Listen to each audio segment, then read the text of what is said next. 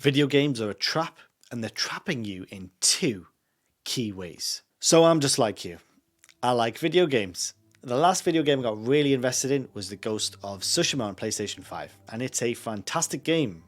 Not that I'm advertising it, because I'm going to talk to you about why video games are a trap.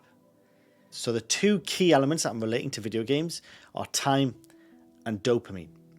Let's explore time first. There's not really many mediums of entertainment that can potentially sap as much time from you as video games can. I'll tell you a personal story. When I was younger, I really wanted to get a games console. All the way through my teenage years, I really wanted one. But my father and my mother refused, point blank. The reason that they had for that was because they wanted me to study in my spare time. And I respect that decision, to be fair to them. But it did lead to a little bit of a snapback. First year of university, I had a bit more freedom, I had a games console, and I failed that first year of university. So obviously it wasn't just because of video games, but it definitely was a itch I needed to scratch, and ended up playing a lot of video games and doing a lot of catching up, let's put it that way. So I'm not talking to you as someone who doesn't appreciate the medium. I do. I enjoy it. And like I said, the Ghost of Tsushima wasn't that long ago. The fortunate thing for me is that I've never been into really online games. And I'll clarify, the only one that I was, hence the thumbnail on this video, was FIFA. FIFA was the only game I used to play online, and it used to be a ritual. I'd get all the way up to Division 1, and then once I won Division 1, I'd kind of get bored of it. But that was always the challenge in online seasons in FIFA. A couple of years ago, I managed to drop this. And it's funny, right? It's not something that I had to try to do. I was watching Hamza, and obviously I'm quite a bit older than Hamza, but I still appreciate some of his content. And he said something that stuck with me, and it was, keep adding good things. And he was talking about diet, I think, and not focusing on removing negative things, but just keep adding good things. And similar things happened to me with video games, is that my responsibilities have just increased. The demands on my time have increased. I've got 3 kids, I've got a wife, I've got a business. So you just get to a point where your time is really limited. And it's because you've been adding in good things, necessarily. So that was a long-winded way of saying add good things, add positive things, add productive things to your day and to your life. And then you'll have less and less time naturally to be able to put towards video games. Video games are a medium that are quite unique in that sense, that you can blow, like you see people who play online games, they're blowing thousands of hours into these games. And that is a problem. Once it gets to a point where it's demolishing your entire life, it's taking over your entire life, that is an issue. And that's something that you need to then recognize and reduce.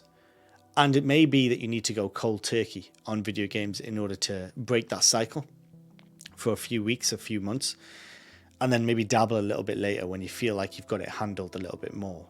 So I'm not saying don't play them at all. I'm just saying definitely be careful, because it is a trap that you can fall into. And the reason it's a trap, and it's nicely going on to the next bit, is dopamine. I don't think I can think of a medium that can get you the dopamine spikes as much as video games in terms of entertainment.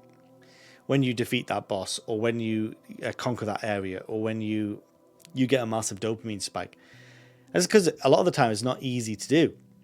And there is skill involved in doing it, and you've had to train up to that point to get that skill. So it's not like an immediate, like you're getting a one-to-one bang dopamine hit easily. Sometimes you have to work for it, and that means that it means more. But the problem again is that you're conditioning your brain then to want that dopamine in that way, and you're conditioning it and wiring it in that sense. And that is a problem. And it's something that you want to start to step back from. And you want to really detox in terms of dopamine. But it is incredibly important to understand how your brain mechanics work, because it's not always a case of willpower. Your brain is habitually expecting dopamine in that way. So you just need to rewire it. And the way to rewire it, I would say again, is to go cold turkey for a few weeks to a few months, and then start to dabble back in if you can handle it, if you think that that's going to be possible for you. But in the meantime, just fill that time with good, positive things. Meditation, journaling, reading books, filling your time in a positive way.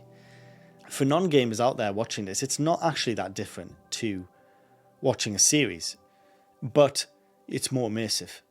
So it gets to the point where you really do feel like that character, and you're really tied to that character because you're spending so much time as them. And it's a beautiful creative medium, you get some amazing things. I mean, certain parts of Uncharted 3 I still remember first time I got a PS3, that night, playing Uncharted 3, my elder brother was sat in the room and he's like, are you watching a movie? I'm like, no, I'm playing a game. And he's like, what? Like, we came from Sega Mega Drive playing Italia World Cup 90 or whatever the game was called, the little dots on the screen past each other a ball. Yeah, they are pretty amazing, man. I completely get it. But it's important to be aware of what you're doing and why you're doing it, and to just start to make little tweaks and improvements and evolutions. Because you always want to be moving forward, not always in a success way, but in terms of productivity, in terms of how you feel, evolving. Remember, stagnation is death. This is the warrior of God.